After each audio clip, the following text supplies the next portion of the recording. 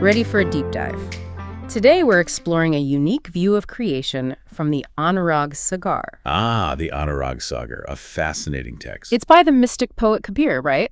A figure who seems to transcend any one religion. Absolutely. His influence is everywhere, from Hinduism and Islam to Sikhism. It's remarkable. So for those unfamiliar with his work, who was Kabir? Well, he was a 15th century Indian mystic, a poet, and a saint revered by many. And what makes him so captivating, so influential, even centuries later? Kabir had this remarkable ability to weave together wisdom from different traditions. He spoke with this raw honesty, challenging the norms of his time. It's almost as if he saw through the divisions, the dogma, to something more universal. Exactly. And that's precisely what we see in the Anurag Sagar. He presents this incredibly detailed account of creation. But it's not your typical creation story, is it? Not at all. Kabir focuses on this dynamic interplay between Brahm, the creator, and the absolute. It's fascinating. It's like he's revealing the fundamental forces at play in the universe. Exactly. And he doesn't shy away from the obstacles we face on our individual journeys, whether they're spiritual or just, well, navigating life. That's interesting because the text actually draws a parallel between those obstacles and the challenges people have faced throughout history. Precisely. And it makes you think, even though the world's changed drastically since Kabir's time, human nature, not so much. It's as if he's holding up a mirror to our own lives. Exactly. Those hurdles he describes, those feelings of ego, desire, fear, they resonate just as strongly today. It's almost like he's saying, these challenges, they're part of being human, but they don't have to define you. Exactly. He encourages us to confront those obstacles head on, to understand them as opportunities for growth. No, there's this central concept in the Anurag Sagar called Nam, often translated as name or divine name. Nam is powerful. Kabir really emphasizes connecting with the divine through Nam. What does that mean exactly? Think of Nam as this universal force, a vibration at the core of all beings, not tied to any one religion or belief. So anyone, regardless of their background, can tap into this Nam. Precisely. Kabir stresses that it's not enough to just proclaim Nam, though. It's about truly living it, embodying it. It reminds me of that saying, actions speak louder than words. So it's about walking the walk, yeah? Absolutely. It's about infusing every action, every interaction with awareness and compassion. So Nam isn't some abstract concept. It's a way of being. Exactly. Aligning our actions with our highest aspirations. Living a life that reflects the truth we hold within. No, that's a powerful thought. It's a good reminder that true faith, true connection, it goes beyond rituals and dogma. It's about how we treat each other, the choices we make each and every day. Speaking of seeking truth, I can't help but think about how other great thinkers have approached this idea. There's a passage from the UN Charter, for example, about striving for peace and recognizing the inherent dignity of every human being. That passage, it speaks to a universal yearning, wouldn't you say? This desire for peace, for recognizing the inherent worth of every person. It's powerful. It really is.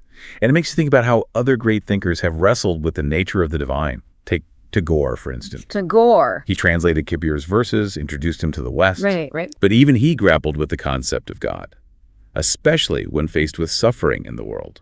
That paradox of how can there be a benevolent God yet so much pain? Exactly. It's a question that has echoed through the ages, hasn't it? It has, and it makes me think, how would Kabir's account of creation speak to this very human experience? Well, Kabir's perspective, it's nuanced. He doesn't shy away from the realities of pain and hardship. He doesn't sugarcoat it. No.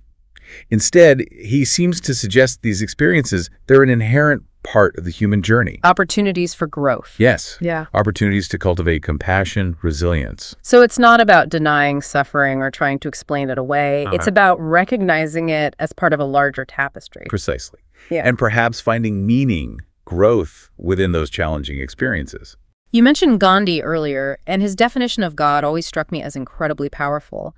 He intertwined ahimsa, nonviolence, with truth, suggesting they are inseparable qualities of the divine.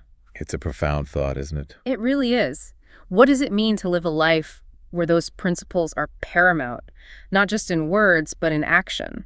It's a challenge for sure, one that feels incredibly relevant in our world today. Absolutely. It's a call to action to embody those principles in every aspect of our lives. Now, let's dive back into the Anurag Sagar itself. There's this figure introduced in the text called Sat Purush. Can you remind us who this figure is? Sat Purush. Imagine a being existing before the material world as we know it, before even souls. Okay. Pure being, pure consciousness. This is Sat Purush. And it's from this source that creation springs forth. According to the Anurag Sagar, yes. Sat Purush experiences this overwhelming joy, and from that joy, souls are born.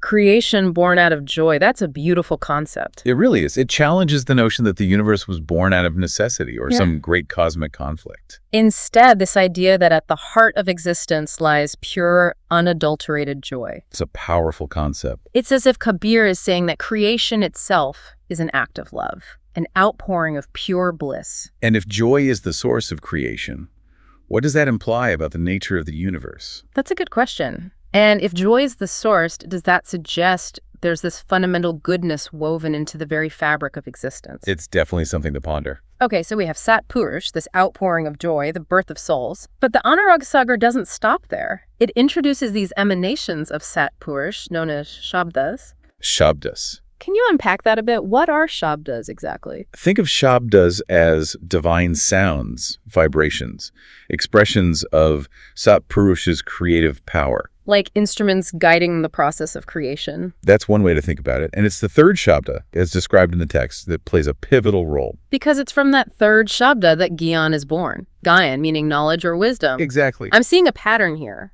Joy leading to creation, creation intertwined with knowledge. And Gyan isn't just a passive observer. According to the Anurag Sagar, Gyan is given the task of shaping creation, of bringing order to the cosmos. Wow. So Gyan, knowledge itself, is the architect of the universe. That's a powerful concept, isn't it? It really is. It's like Kabir is saying that understanding, wisdom, these aren't just abstract concepts. They are forces that shape reality. And if Gyan was tasked with shaping creation, what does that mean for us? What do you mean? How might our own understanding, our pursuit of knowledge, influence our own journeys and our impact on the world? That's quite a question to consider. The power of ideas, the way in which our understanding of the world shapes our reality. It really makes you think about the potential we each have. If Gyan shaped the cosmos, maybe we have a spark of that same power within us. It's a powerful thought to consider, for sure. We've covered so much ground in the Anurag Sagar, from the nature of the divine to the very essence of creation. It's certainly not your average creation story. Definitely not. Kabir's symbolism, his insights, they still resonate centuries later. It's remarkable. It really is. And one thing that really struck me is this idea that the path to truth, to enlightenment, it's different for everyone. Absolutely. The Anurag Sagar emphasizes that each soul has its own unique journey, its own set of lessons. Right, and the text compares the spiritual obstacles we face today to those faced by people throughout history. Like Kabir saying, hey, these challenges, they're part of being human, no matter the era. Exactly. Certain truths, they just transcend time and place. Like what? Give me an example. What kind of truths? We'll take Nam, for instance. Okay, yeah. It doesn't matter who we are or where we come from. We can all connect with that divine force, embody it in our lives. That's a message that feels especially relevant today, don't you think? Absolutely. Yeah. A reminder that we're all connected Yeah. and that we each have that potential for transformation, for enlightenment. And then that it's up to us, ultimately. The Anurag Sagar doesn't offer easy answers. It challenges us to engage with the world, to strive for understanding, to embody name through our actions. It's not enough to just read about it, right? We have to live it. Exactly. Imagine the possibilities if we all took that to heart. Approach each day with that sense of purpose, that commitment to embodying name. It's a beautiful vision, a world guided by compassion, understanding, and that deep connection to something greater than ourselves. And according to the Anurag Sagar, it's not some impossible dream. It's within our grasp, here and now, if we just embrace the wisdom it offers. Wow, what a journey this has been. From the interplay of Brahm and the Absolute to the creation of souls, from pure joy and Gyan shaping the cosmos, the Anurag Sagar really challenges us to look at creation, at our place in it, in a whole new light. It certainly does. It's Yeah. one of those texts that stays with you. Makes you question, makes you look deeper, makes you really think about those connections we all share. It really does. This has been an incredible deep dive. And for you, our listener, I hope this exploration has been as enriching for you as it has been for me. If the Anurag Sagar teaches us anything, it's that the pursuit of knowledge, the quest for understanding, well, it never really ends. So keep asking those questions, and until next time, happy exploring.